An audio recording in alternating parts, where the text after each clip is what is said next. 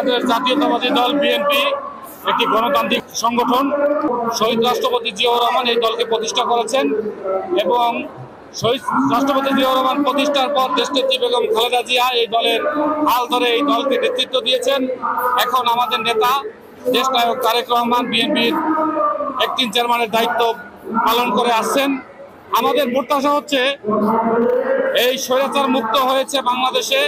এই স্বৈরাচার মুক্ত হওয়ার পর আমরা আংশিক বিজয় লাভ করেছি। এখন আমরা আমাদের নেতা দেশনায়ক তারেক রহমানকে বাংলাদেশে স্বদেশ প্রত্যাবর্তনের মাধ্যমে ফিরে পেতে চাই। তিনি বাংলাদেশের অতীতে যেভাবে গণতান্ত্রিক প্রক্রিয়ায় যেভাবে দলকে সুসংগঠিত করেছেন, আগামীতে তিনি বাংলাদেশে এসে বাংলাদেশের গণতন্ত্র ও বাংলাদেশের মানুষের ভোটাধিকার অধিকার এবং বাংলাদেশের জনগণের আস্থা বিশ্বাস অর্জন করবেন। সাংগঠনিক কর্মকাঠামো তিনি ভালোভাবে নেতৃত্ব দিবেন। আমরা তারেক রহমানের নেতৃত্বে আগামীতে বাংলাদেশ জাতীয়তাবাদী দল আরো সুসংগঠিত হব। আমাদের বাংলাদেশ জাতীয়তাবাদী দলের প্রত্যাশা এই স্বৈরাচার সরকারের পতন ঘটিয়ে বাংলাদেশের ছাত্র জনতা যেভাবে স্বৈরাচার পতন ঘটিয়েছে, তার সাথে জাতীয়তাবাদী দলের সৈনিকরাও ছিলেন। আমাদের দল বাংলাদেশ জাতীয়তাবাদী দল এই মুহূর্তে একটি সুস্থ ও শান্তিপূর্ণ অংশগ্রহণমূলক নির্বাচনের মাধ্যমে আমার ভোট আমি যাকে দিব, যাকে খুশি তাকে দিব।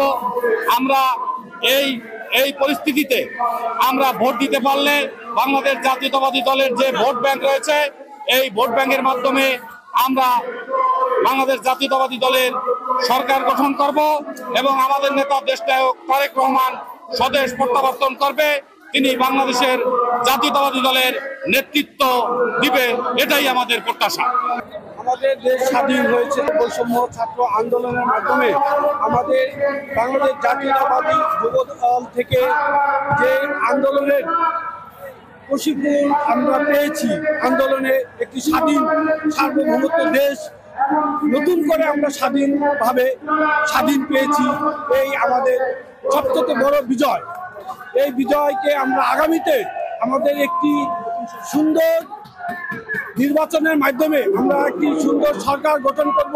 এই সরকার গঠন করার মাধ্যমে যে সরকারই আসুক একটি সুষ্ঠু নির্বাচনের মাধ্যমে বিজয় হয়ে আসবে এবং আগামীতে দেশ সুন্দরভাবে পরিচালনা হবে এবং সেই সরকারের মাধ্যমে আমরা ফ্যাসিবাদী এই হাসিনা সরকারের ফাঁসি চাই এবং আগামীতে এই ফাঁসির মাধ্যমে আরো আওয়ামী লীগের যে নেতা নেত্রী আছে সবাইকে আমরা মঞ্চে উঠিয়ে ফাঁসি দিতে চাই এবং এই প্রত্যাশা আমাদের আগামীতে।